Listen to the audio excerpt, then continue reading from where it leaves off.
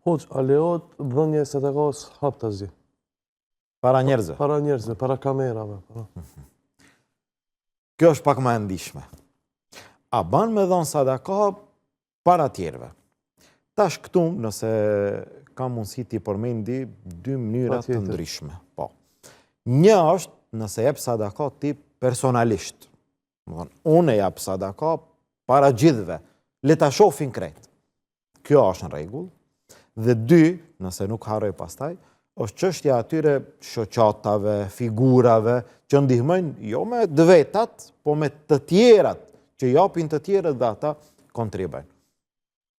Nëse unë jap sadaka para tjerëve, me pasurinë time, a është kjo në rregull? Në fenë Allahut Azza wa Jall sadakaja mund të jepet në dy mënyra. Mund të jepet fshehtas, mund të jepet haptas. Cila është më e mirë? Më e mirë fshehtas. Në hadithin e njohur, ata 7 grupe që do të hinë në hijen e arshit në ditën e gjykimit, një prej atyre, ai i cili jep me dorën e djathtë, nuk e di as dora e majt. Ai i cili jep me dorën e djathtë, nuk e di as dora e majt, nën kupton aq fsheht e jep sadakon, nuk e di askush. Mirë po, a ban me dhon haptas? Ka raste që sadakaja jepet edhe haptas. E sidomos nëse është për nxitje edhe të tjerëve. Unë e kisha dhënë fshehtas, ama tjerët nuk e din. Nëse unë e jap haptas, edhe tjerët do të vinë pas meje. Nijeti është për Allah, nijeti nuk është që të të shohin tjerët. Ti e jap për Allah. Mirë po, para njerëzve, me nijetin e nxitjes që edhe ata të japin, a lejohet në këtë mënyrë? Lejohet në këtë mënyrë. Pejgamberi sallallahu alaihi wasallam në një prej rasteve erdhën disa njerëz që të kërkojnë ndihmë, ishin nevojtar. Sa ishin nevojtar? Ka ardhur në hadith të zhveshur, të zbathur. Para mendoje, kanë ardhur njerëz që të kërkojnë ndihmë, ishin të varfër shumë. Sa të varfër? Të zbathur. Sa të varfër? Ndoshta me pak një veshje dobët të coptuar. Pejgamberi sallallahu alaihi wasallam kur i pa në atë gjendje, i thiri sahabet. Edhe ju foli atyre, u përmendi, u recitoj disa ajete të Kur'anit, pastaj kërkoj prej atyre që t'japin sadaka. U ngritën disa sahabe që t'japin sadaka. Mirë po një prej atyre i kishte mbush krahët. Kështu ka ardhur. I kishte mbush krahët me ushqim, me veshje. Pejgamberi sallallahu alaihi wasallam e sheh gjendjen. Këta nevojtar shumë, të varfër shumë, kush do t'ju jep këtyre? Se gjendja atëherë ka qenë ndryshe. Kush do t'ju jep? Vjen një sahabi, vjen një shok i pejgamberit sallallahu alaihi wasallam, i ka mbush krahët. Kur e pa pejgamberi sallallahu alaihi wasallam, i shkëlqeu fytyra. I buzëqeshi fytyra.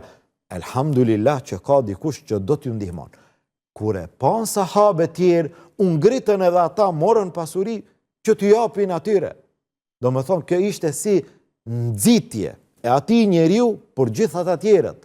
Pejgamberi sallallahu alaihi wasallam tha, men sanna fil islami sunnatan hasana. Kush e fillon e nis në islam një punë të mirë, e ka shpërblimin e krejt atyre që do ta vazhdojnë atë pa ju mangësu atyre fare. Pra ai i cili jep qoftë edhe haptas, mirë po nijeti për Allah. Nijeti të jeti pastër. Mirë po, të nxiten edhe tjerët që t'japin, kjo është në rregull. Allahu Azza wa Jall tha në Kur'an, alladhina yunfikuna amwalahum bil-lejli wan-nahar. Ata të cilët e japin pasurinë e tyre natën edhe ditën. Sirran wa alaniya. Fshehtas edhe haptas.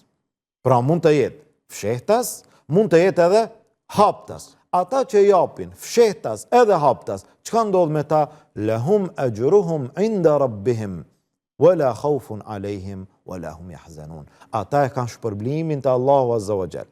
Nuk tha Allahu, këta që japin fshehtas kanë shpërblim, këta që japin haptas nuk kanë shpërblim. Jo, të dy palët e kanë shpërblimin te Allahu, por ta nuk ka frikë dhe nuk ka pikëllim. Këta janë ata që japin pasuri nga ana e tyre, nga pasuria e tyre, haptas apo fshehtas, varësisht prej momentit edhe prej gjendjes. Çka ndodh me ata që japin, kontribojnë, jo nga pasuria e tyre, Nga se kemi raste, figura të njohura, publike, apo shoqata të njohura, që i ndihmojnë njerëz, i ndihmojnë besimtarët, nevojtarët dhe dalin publikisht.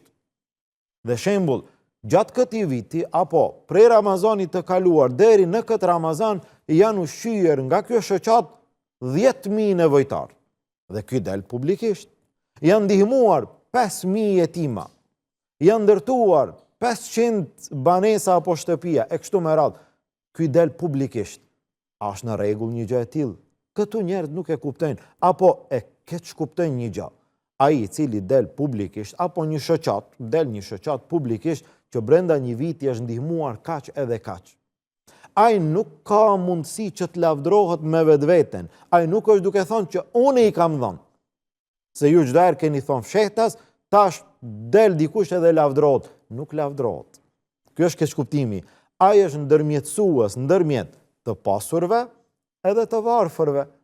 Ai ka marrë pasurinë e atyre që kanë dhënë dhe e ka dhënë në vendin e atyre që kanë nevojë. Dhe ky është ndërmjetësuesi i cili del publikisht të ju tregon gjithëve se këtë pasuri që ju e keni dhënë ka shkuar në vend. Dhe ata që duan me dhënë, duan të kontribojnë, mirë po nuk e din vendin, ata kanë mundësi të kontribojnë tek ky person apo tek kjo shoqat që do ta çon pasurinë e tyre në vendin që ka nevojë. Pra, kjo mënyrë nuk shkakton asnjë problem në fenë Allahut Azza wa Jall, megjithse është e mira e atyre që kanë nevojë, ata mos publikohen. Ata nevojtarët, ata të varfërit mos publikohen. Mirë po punët që janë bë dhe ndihmat që janë realizuar, nëse publikohen, nuk shkakton asnjë problem në fenë Allahut Azza wa Jall.